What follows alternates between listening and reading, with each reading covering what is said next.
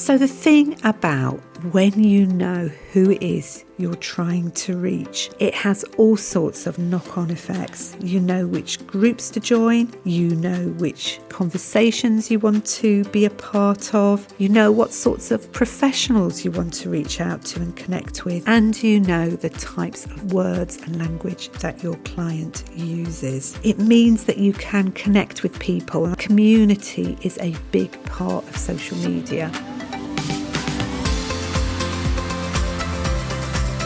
Welcome to Good Enough Counsellors, the podcast for growing a private practice without the pressure to be perfect.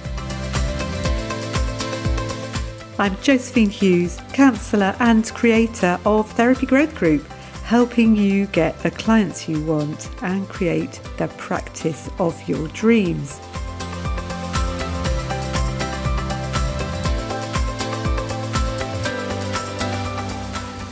In today's episode, I am completing the little series we've been doing on social media for private practice and why clients aren't following you. So we've already talked over the last couple of months about this, so you can go back and find it if you look in the social media episodes for February and January. So do go and look at those two episodes, or should I say listen to those two episodes if you'd like to catch up. And today we're going to talk about something slightly different, but really relevant to helping you get seen by clients. And that is helping you to be clear about who you're trying to reach. And it's something that gives you authority. I'm going to talk a little bit more about authority and how that can bother us as therapists. But I just want to start by saying authority isn't about being louder or grander. It's not about your ego. It's about actually being clear enough that the right people can recognise you. I'm going to talk about how you can establish authority as somebody who people could come to in the area that you work in. So really what I'm talking about today is that being clear builds authority, and when you are known for something, that helps you to be discovered for it as well. But let's just have a little think about why it might be problematic for you just to be followed by therapists. On the one hand, let's not forget that therapists can be a great source of referrals. So it's always useful to have therapists who are following you as well. It will be useful if you get known for something in particular, because other therapists may then make you the person, the go-to person, and they'll tell other people about you. So please don't be disheartened if you're mainly followed by therapists. But obviously, you do want to reach clients as well.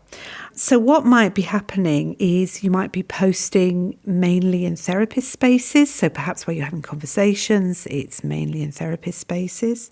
It might be that the way that you're actually putting stuff out there is actually engaging more with other therapists who are interested in it. So it might be the level at which you're actually describing things. There's obviously the shared language as well, and that means that more therapists will follow you. And when that begins to happen, the algorithms will pump you out more to other therapists. And obviously, if therapists are engaging with your page, they will get to see more of your page. And so it becomes a sort of circle that you put more out for therapists, you get more therapists following you, you put even more out, and the algorithm brings them to you. And then before you know it, you have got a great following, but they're all therapists. And if you're looking for clients, you actually want to reach clients as well. It's not wrong, but it's thinking about how you can meet clients. And in order to get beyond it, in order for you to get beyond this echo chamber of therapists, or this little bubble, lovely bubble of therapists who follow you, is to be really clear about who you're actually trying to reach. I'm going to give you a lovely example of this, but first off, I want to just quickly differentiate between different terminology, because I think a lot of therapists worry, if I'm using this word authority, it sort of makes you sound as though you need to be the expert. And I just know from listening to therapists who talk to me that the thought of being labelled the expert, I mean, A, it really brings out the imposter syndrome. B, none of us want to be the experts in our clients' lives. We know and respect our clients. So we can really sort of have a bit of a visceral response to the idea of being an expert. So let's just unpack it a little bit when I talk about what I mean about authority. So expertise is obviously a reflection of your knowledge and skill. It's not quite the same as authority, though. So authority, in the way I'm talking about it today, is whether or not people think of you when they think about a specific issue. So I just want to reassure you that you don't have to think of yourself as an expert, and you don't go around telling everybody that you're the authority. This is something that you earn, and I'll tell you how you can do that. It basically happens when you show up consistently and clearly around one particular area. So authority isn't about being superior. It's about being recognised. Okay, and how do you actually make that happen? Well, to be an authority in an area, it needs to be a specific area. If you talk about everything, that just keeps you invisible. You're just generic. You're like every other therapist out there. Whereas if you're very specific, it does create recognition. And what you need to do is you need to keep repeating things over and over and over again. And as I've been preparing this podcast, I've been thinking about me and what I've been doing. And I actually have been talking about marketing, about being specific, about niching for a number of years now. Anybody who's followed me for a while will know I do talk about this a lot.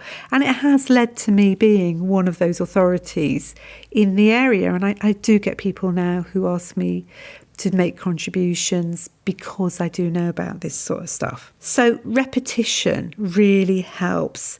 And I'm very specific about what I talk about. In many ways, perhaps I should have done something different. I don't know if talking about therapist marketing is the thing that really appeals to lots of therapists.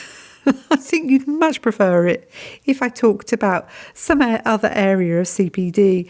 But I chose to talk about marketing because A, it's a passion for me, and B, it's something that I just love to delve into and really love to help people with. So there you go. That's what I do. But I've been fairly consistent about it. I've talked about it a lot, and that's sort of helped to build trust. So when you're really clear, people know who it's for. Obviously with me, I'm talking about therapist marketing. And it's also helped me to think about where I need to be. Where do I need to be visible? So I'm quite visible in Facebook groups, for example, where other therapists are. And I talk about marketing in there as much as possible. A, because it's a passion. B, because I want to help people. So it's often you don't actually need loads and loads and loads of content. You actually just need to have clearer content. Now, I said I was going to give you an example of someone who's really managed to build up some authority. And that person is Liesl Laidlaw. So some of you will have heard Liesl on her podcast episode that she did with me talking about ADHD and mindfulness. And Liesl, if you're listening, I hope this is a nice surprise for you that I'm giving you a shout out. But what Liesl's been working on over the last year or so is mindfulness for people who have ADHD. Liesl's a trained mindfulness teacher. She's also someone with ADHD herself, and her therapy clients are ADHD.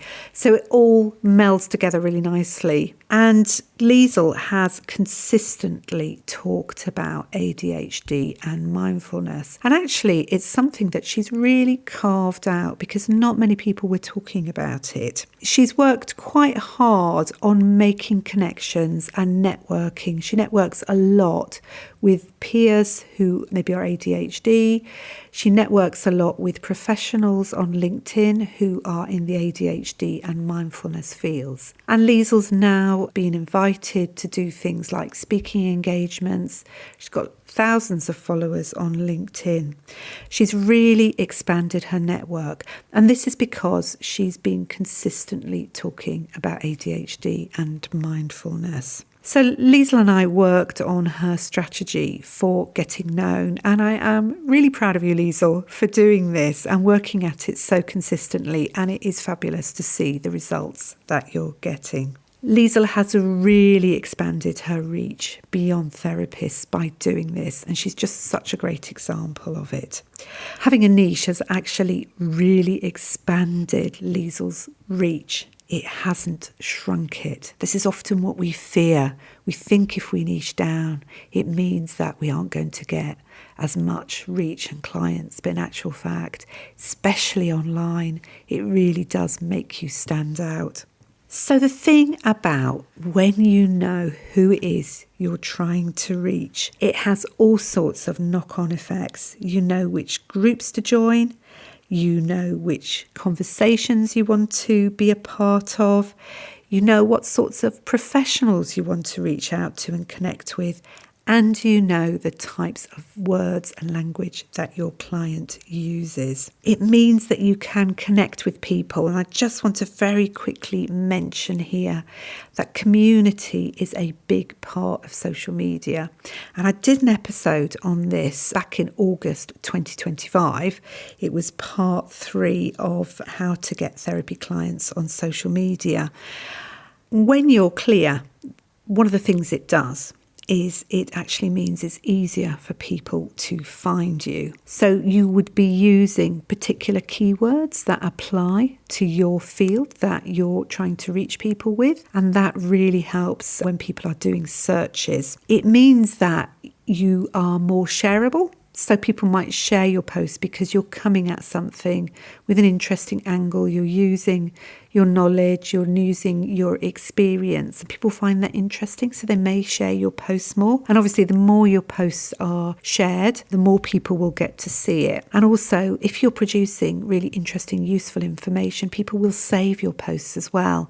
And that means that it gives a signal to the algorithms that your stuff is really valuable. And that helps to increase your reach as well. And importantly, it makes you quite memorable. People remember you because you're always banging on about the same thing. And so it makes it nice and easy for people to remember who you are. You don't have to be loud. You don't have to shout. You just need to be clear. If you're clear rather than vague, it will help clients find you. So here's 3 top tips. Number 1. Just keep repeating what you want to be known for. I mean, obviously, you can repost stuff, especially if it's popular. You can build up a little sort of bank of posts that you use, but also just come at it from different angles, but around the same subject. Just keep repeating and people will get to know you. Number 2, speak in your client's language. Remember to use the words that they will use. And number 3, this is really important. Spend time where your clients already are. So think carefully if you're concentrating and focusing on a particular area. Where do the types of clients that you're looking for hang out? And going back to Liesel, she uses LinkedIn because it's a professional forum and she can reach other professionals that way. So for her, she chose that specifically to be able to reach out to other professionals. And it's really that simple. You don't need to have special hacks. You don't need to chase the algorithm. You don't need to be a performer. You just need to be clear. And this is exactly what we do in Therapy Growth Group. The reason I do my marketing with therapist work is that I absolutely love helping you be clear and finding out what lights you up and how you can use that to speak to clients. I really love delving with you into your background and your experience and what that means for your niche and how you can communicate that effectively to clients. That's what we do in Therapy Growth Group. It's absolutely foundational work. It will stand you in good stead for wherever you decide to market yourself. And it's all done in community, so you can be supported as you go. One of my members said this week that this is one of the things that he finds most valuable about being in the group, is that having the support there means he's more courageous to experiment, to try things out, knowing that it's okay to do that. So if you'd like to find out more about Therapy Growth Group, just check out the link in the show notes. And now, as it's my social media episode, we are going to move on to think about themes that you could use for April. Number one, I thought would be quite important is to talk about stress and overload. Reason I'm suggesting this is April is Stress Awareness Month. We've also got World Health Day on the 7th of April and Health and Safety at Work on the 28th. And I think you could tie that into subjects such as burnout, stress, the nervous system, how chronic stress affects the body. You could talk about when coping isn't actually coping, and you could talk about workplace overwhelm. So if stress is one of the things that you want to get known for, this is a great way to repeat and reinforce the fact that you work with stress, especially say if you want to be working with, say, burnout, workplace stress. Brilliant time to use that. The second theme I wanted to talk about was identity and visibility. And the reason I'm choosing this month is that April is Autism Awareness Month. We've also got World Autism Acceptance Day on the 2nd, International Asexuality Day on the 6th of April, and Lesbian Visibility Week on the 20th to the 26th of April. And there's actually a Lesbian Visibility Day as well. So you might want to talk about different aspects of this. So you could talk about masking, for example, invisibility. You could talk about the emotional cost of not being seen. You could talk about how you create inclusive therapy spaces. Basically, what you're doing is you're showing that you're being really a safe person. You're showing the acceptance of these different identities. And you're also being very clear. So if you work with, say, neurodivergent people, that's coming across. You're doing the repetition again. You're being safe, you're being clear, and you're showing authority. The third theme I wanted to pick out was connection and companionship. You know that I am a cat mum now, do love my furry friends, and we can celebrate them because in the UK it is National Pet Month for the whole of April. And a couple of US days are Dog Therapy Appreciation Day on the 11th and Therapy Animal Day on the 30th. I reckon as counsellors we could nick those days, don't you? I think they're just as important for the UK as for the US. So different angles you could use. If you're someone who, say, wants to be known for bereavement, then you could talk about grief for pets, for example. If you're somebody who is reaching out to people who are lonely, then that can be an angle to talk about how pets give us companionship. If you're someone who wants to be known for working with trauma, you could talk about the way pets help us to be regulated. I think the lovely thing about talking about pets is that it just shows something around connection, and it shows that you're a real person. You're not just there performing on social media. You actually understand people, and if you want to share about your pets, that makes you relatable. And now I'm going to bring this mini-series about trying to break out of the therapist bubble and for more potential clients to follow you. I'm going to bring this little series to an end. A very brief summary of what we've talked about.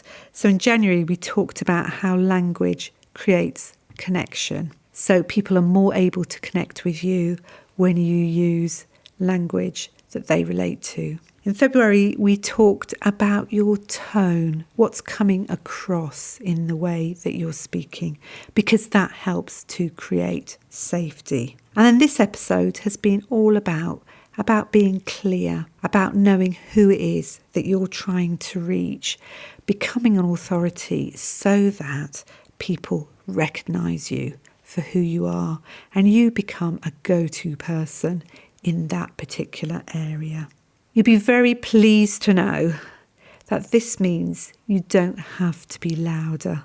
You just need to be clearer. Thanks very much for listening. I hope this episode has been helpful, and I'll see you again next week. Thanks for listening. Do come and join my Facebook community, Good Enough Counsellors. And for more information about how I can help you develop your private practice, please visit my website, josephinehughes.com. If you found this episode helpful, I'd love it if you could share it with a fellow therapist or leave a review on your podcast app. And in closing, I'd love to remind you that every single step you make gets you closer to your dream. I really believe you can do it.